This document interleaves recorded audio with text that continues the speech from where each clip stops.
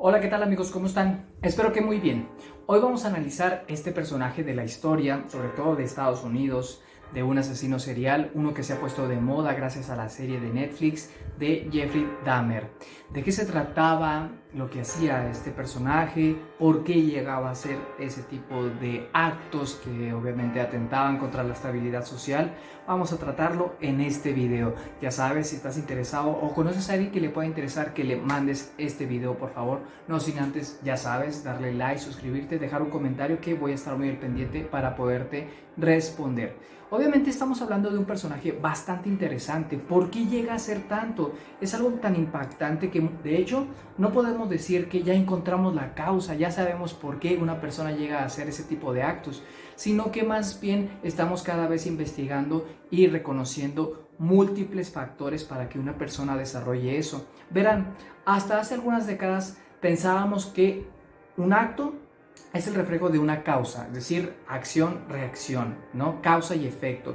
Pero hoy cada vez la ciencia, sobre todo la ciencia de la salud y la ciencia de la mente, están descubriéndose más un modelo multifactorial. Les voy a poner un ejemplo. La depresión obviamente tiene múltiples factores, no nada más psicosociales, no nada más el rompimiento de una pareja, la separación de un trabajo, la pérdida de un ser querido, sino también tiene factores biológicos, neuroquímicos y genéticos. Es decir, una persona que tiene padres que han padecido una depresión mayor, también es posible que el hijo lo llegue a presentar en algún momento de su vida porque tiene factores también, te digo, hereditarios. ¿Qué les parece? Entonces, desde ahí podemos decir que una persona que atenta contra otras, quitándoles la vida, muchas veces puede tener una serie de muchos factores. Y es algo que me gustó de la serie, que presenta diferentes causas por las cuales una persona como Jeffrey Dahmer llegó a cometer ese tipo de actos, ¿no? Ese tipo de, pues ya saben, de muertes, que no puedo decir el nombre porque luego después me pueden, pues digamos, amonestar.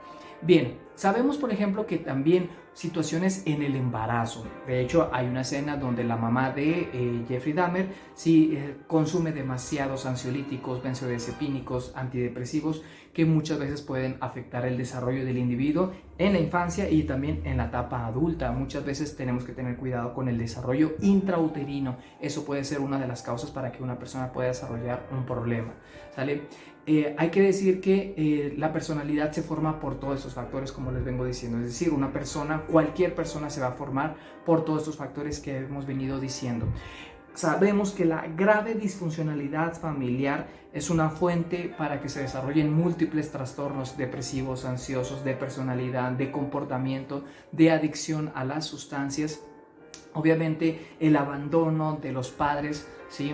Es decir, los problemas que se veían y también el hecho de no ponerle tanta atención, esto hace que ciertos pensamientos que tiene el niño no le tengan límites, no lo tenga, digamos, un filtro, ¿no? Un niño puede pensar en miles de cosas, pero si los padres no están ahí para educarlo, muchas veces esos filtros se pierden y muchas veces ya no regresan. Es decir, el niño ya no tiene un juicio social, un juicio moral por el cual llegar a detenerse para un acto.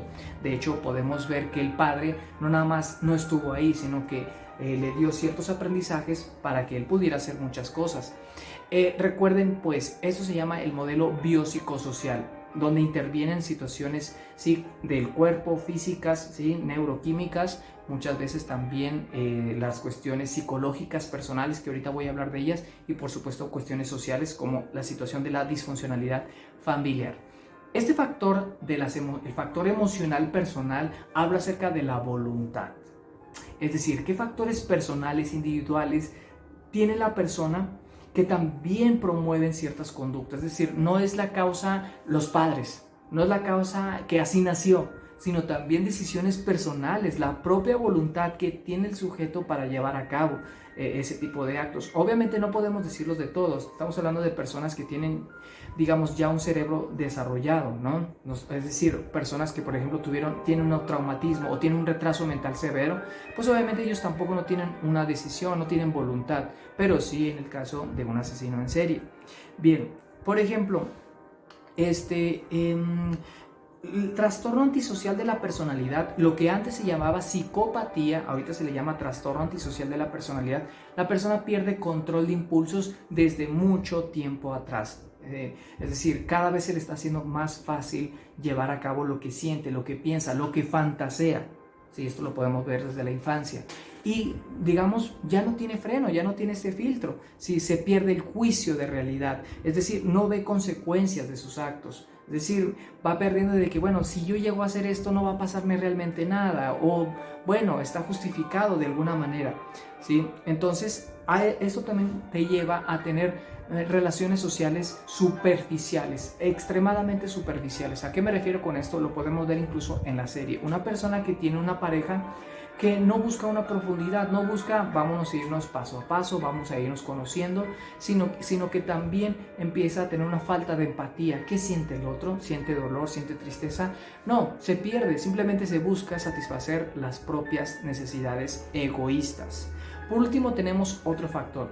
De hecho, el trastorno antisocial de la personalidad, lo que antes se llamaba psicopatía, va estrechamente relacionado con otro trastorno de la personalidad. Este se llama el trastorno límite, que de hecho también está muy a la moda. Incluso muchos psicólogos clínicos dicen, tiene trastorno límite, que también se le dice fronterizo. ¿Qué pasa con este trastorno? La persona borderline o límite muchas veces tiene miedo a la separación. Está tan angustiado porque la persona se aleje de sí, que muchas veces tiene una relación de amor y odio consigo mismo y con la persona que le atrae o la persona con quien tiene la relación. Muchas veces estas personas que tienen estos trastornos tienen, digamos, autolesiones, ¿sí? O, como les dije, tienen una imagen inestable de sí mismos. A veces se sienten tan bien con ellos mismos y a veces tan mal, en una inestabilidad que va de los extremos para consigo mismo, te digo, y también hacia los demás. Es decir, a veces llegan a decir, tengo el hombre más maravilloso del mundo, y después llegan a decir, es que este hombre lo aborrezco, es lo peor que me ha pasado en la vida. Algo que le pasaba muy seguido a Frida Kahlo con Diego Rivera, ¿no? Decía que es era el peor error de su vida, pero sin embargo seguía con él. Ya luego después les hago un video sobre Frida Kahlo. Pero, ¿qué les parece todo esto? Entonces, Jeffrey Dahmer tuvo múltiples traumatismos en la infancia, en la adolescencia, falta de, digamos, una relación estrecha a nivel social, ¿sí? Aprendizajes, digamos, disfuncionales que le dio su padre, abandono afectivo de su madre, lo llevaron a poco ir construyendo ese tipo de personalidad tan enfermiza que llegó a conocer lo que hizo. Pero como les dije, son tantos los factores que no podré decirle que este es lo que le causó. Y es por eso una de las grandes dificultades para que podamos detectar una persona con este tipo de características y evitar que llegue a pasar este tipo de tragedias. ¿Qué es lo que nos pasa? Seguir investigando y apoyar, y sobre todo detectar con algunos comentarios enfermizos o muy raros, cómo empezar a detectar en las escuelas para que reciba una atención psicológica preventiva y primaria. Algo que sí hay que prevenir, sobre todo para aquellas personas que son maestros, padres de familia o personas que están, digamos, a nuestro cargo, tener mucho cuidado con los jóvenes. Jóvenes que todavía no tienen una identidad preestablecida, que no tienen, digamos, valores establecidos, sobre todo a nivel moral, ¿sí? Cómo son personas jóvenes, adolescentes o a veces niños que se llegan a identificar con este tipo de personajes, ¿sí? Que llegan incluso a decir, yo quisiera ser como él, o lo que él hizo es cool, es interesante, es agradable. Es desafortunado que nuestra juventud, que algunas personas de verdad de esta edad lleguen a sentirse atraídos por un personaje tan deleznable desde mi punto de vista, ¿no? ¿O tú qué piensas? ¿Cómo podemos hacer esto? Obviamente detectarlo de manera prematura, avisarle al maestro de la escuela, al psicólogo, a los padres de familia. Si tú eres, avisarle a los padres, ¿no? Que tener mucho cuidado con nuestros hijos, con nuestros primos, sobrinos, con las personas jóvenes, ¿verdad? Si eres maestro o psicólogo, tener que capacitarte para que esta situación no pase. Estamos hablando de personas que no tienen una personalidad y que más bien que al no tener, digamos, modelos adecuados en casa, los llegan a tener en las redes sociales, y esto puede atentar contra la salud social. ¿Qué les parece? Esperamos que esto no llegue de manera seguido acá en nuestro país, México, como también en otros países de Latinoamérica, como, bueno, de hecho, desafortunadamente sí se ha pasado. Espero que este video te haya aportado, y si fue así, te agradezco mucho tu like, tu suscripción, cualquier comentario que tengas, que lo dejes aquí abajo. Te agradezco mucho si puedes enviar este video a quien le pueda interesar, ¿sí? Esperando aportarte y darte un poquito de luz sobre qué pasa con estas personas, ¿verdad? Nuestro conocimiento es poder. ¿Y poder para qué? Para sentirnos bien. Hasta luego y que estés bien.